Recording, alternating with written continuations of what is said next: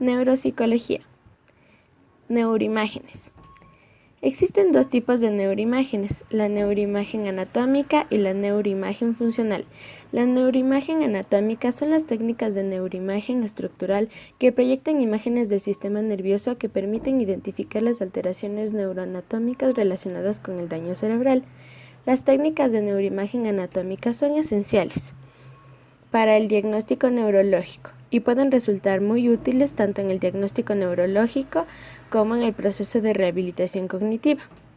La neuroimagen funcional es la utilización de las técnicas de neuroimagen funcional, se extienden en los ámbitos de la investigación y el diagnóstico y por lo tanto ayudan en la rehabilitación neuropsicológica.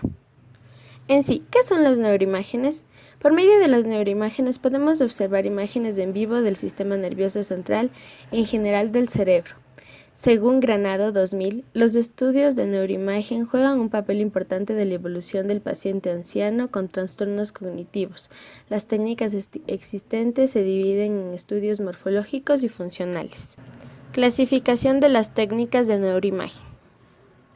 Hay 5 tipos de neuroimagen, que son la tomografía axial computarizada, tomografía de emisión de positrones, tomografía computarizada de emisión de un solo botón, resonancia magnética nuclear, resonancia magnética funcional. La tomografía axial computarizada ayuda a estudiar las funciones cognitivas, permite la observación de áreas cerebrales activas, permite la observación del flujo sanguíneo regional. Tomografía por emisión de positrones. Permite observar la actividad cerebral mediante la medida de la acumulación de ciertos marcadores radiactivos. La PET proporciona imágenes tomográficas funcionales del cerebro en situación basal o durante la realización de alguna actividad. La tomografía computarizada de emisión de fotón simple es un desarrollo de las primeras técnicas de medida de flujo sanguíneo regional, pero la diferencia de aquellas ofrece imágenes tomográficas tridimensionales del flujo sanguíneo cerebral. Las imágenes tomográficas que ofrece el SPECT tienen menor definición espacial y temporal que las producidas por el TEP, pero a tratarse de una técnica más económica, su utilización es más amplia. Resonancia magnética nuclear. Ofrece imágenes cerebrales de alta resolución, obtenidas a partir de la medida de las ondas que emiten los átomos de hidrógeno cuando son activadas por ondas de radiofrecuencia en un determinado campo magnético. Resonancia magnética funcional. La técnica se fundamenta en la medida del oxígeno en la sangre en las áreas más activas del cerebro, generando imágenes cromáticas de alta resolución que reflejan el aumento del flujo de oxígeno en la sangre en aquellas zonas más activas del cerebro. Medida de flujo sanguíneo cerebral regional. Se realiza el recuento de radiaciones emitidas por el tejido cerebral mediante sistemas informáticos, aunque solo ofrece información superficial de la sustancia gris y no realiza imágenes tomográficas. Técnicas de registro. ¿Qué son las técnicas de registro? Estas nos facilitan el proceso de reunir y procesar información de varios temas de una manera sistemática. Estas se dividen en electroencefalograma, las cuales nos permiten el registro de la actividad bioeléctrica de numerosos potenciales de acción que son recogidos por electrodos aplicados sobre la superficie del cuero cabelludo. Además, es una técnica de gran raigambre en neurología, ya que es muy eficaz para los diagnósticos de determinadas patologías como la epilepsia o los tumores cerebrales. Potencial evocados.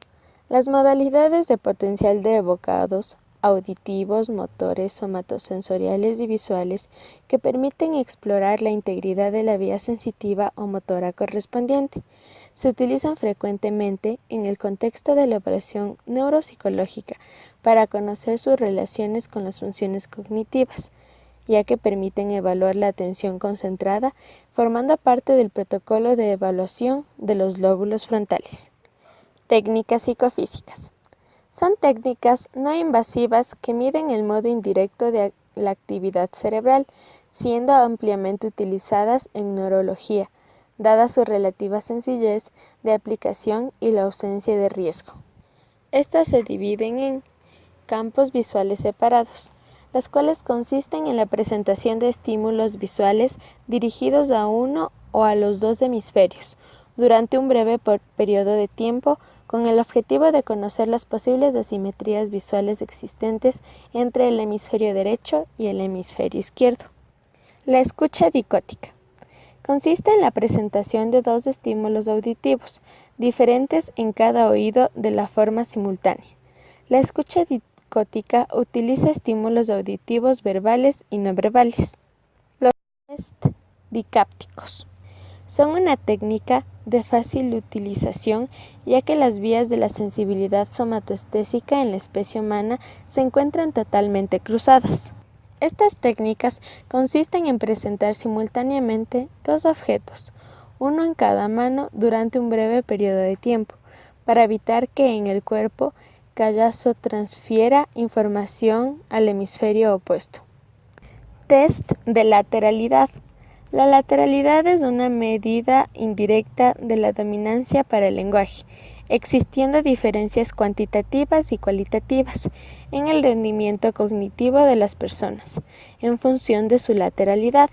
La lateralidad manual tiene una gran contradicción en neuropsicología, y en menor medida también las que miden el uso prefieren el ojo, el pie, el oído, ya que son pruebas fáciles de aplicar, no invasivas y relativamente fiables. Conclusiones. Por medio de estas técnicas se puede realizar diferentes seguimientos de las áreas cerebrales, capturan diferentes imágenes del encéfalo con una gran precisión. Todas las tomografías que son realizadas se dan a conocer por medio de imágenes tridimensionales, se dan a conocer por medio de diferentes lesiones con las pruebas neuropsicológicas. Gracias.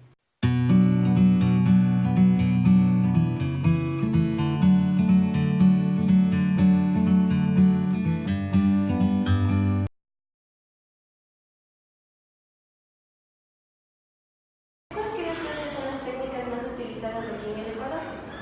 Bueno, en el Ecuador nosotros disponemos de la tomografía axial computarizada, de la resonancia nuclear magnética, que es un examen que ya un poco es utilizado cada vez menos, que es la radiografía simple de cráneo.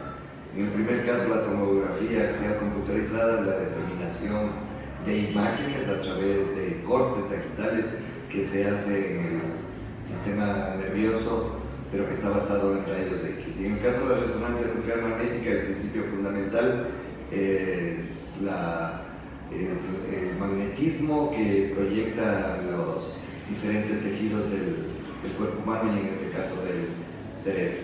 Básicamente son los dos tipos de exámenes que se utilizan en el Ecuador.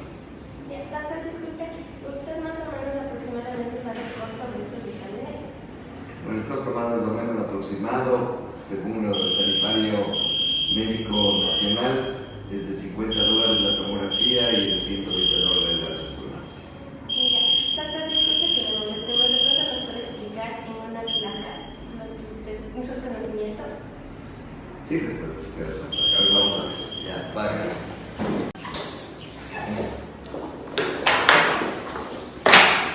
Ay.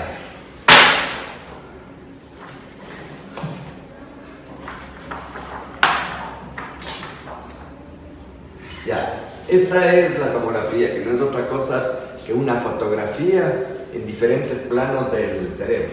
Básicamente lo que se puede ver es una parte blanca, que es la bóveda craneana, una parte interna, que es lo que corresponde al parénquima cerebral. Dentro del parénquima cerebral identificamos una parte más negra, que son el sistema ventricular, que contiene líquido encefalorraquídeo. Alrededor de esto, una imagen sombreada que corresponde a la sustancia blanca, y la parte más externa que corresponde a la sustancia gris. Siempre hay que recordar que en el cerebro nosotros tenemos dos hemisferios que anatómicamente y funcionalmente son exactamente iguales. Y el objetivo de la tomografía es verificar que esta simetría primero se cumpla, y en segundo lugar que no se observen densidades alteradas dentro del examen. En este caso hay un aumento en la profundidad de los surcos y las circunvoluciones, que corresponde a una involución anatómica normal, es decir, a un envejecimiento normal del cerebro. Ya, ya. Buenas tardes, nosotros somos estudiantes de la Pontificia Universidad Católica del Ecuador de aquí de Seriambato. Somos estudiantes de la carrera de Psicología Clínica, cursamos por cuarto semestre y estamos aquí con el doctor Francisco Ceballos, el cual nos va a explicar un poco acerca de las neuroimágenes. Doctor, ¿cómo está? Por favor, de pronto se puede presentar usted. Claro, miren, yo soy el doctor Francisco Ceballos Cabrera, de especialidad neurocirujano, y trabajo en el Hospital del Seguro Social. Obviamente haciendo esta especialidad de neurocirugía. Ustedes se refieren o hacen la pregunta referente a los elementos que nosotros disponemos para diagnóstico, y uno de esos elementos son las neuroimágenes que se llaman. ¿En qué nomás comprende esto? Comprende exámenes de rayos X, exámenes de tomografía, exámenes de resonancia magnética. Hay otros exámenes, pero básicamente estos tres primeros son los que disponemos aquí en el país. Y prácticamente aquí en Ambato, por supuesto. Ya, doctor, nosotros somos dos integrantes del grupo, mi compañero es Michael Pérez, yo soy Carla Valles, y queremos ver si usted nos puede mostrar y explicar una placa, por favor. Ya, a ver, pero...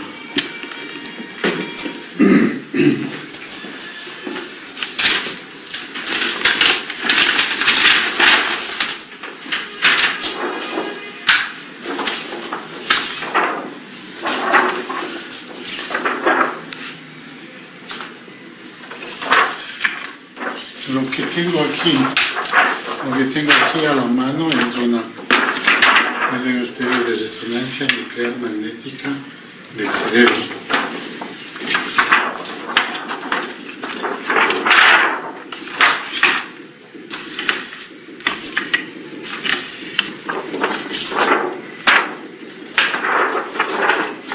Que básicamente todo esto es un solo examen.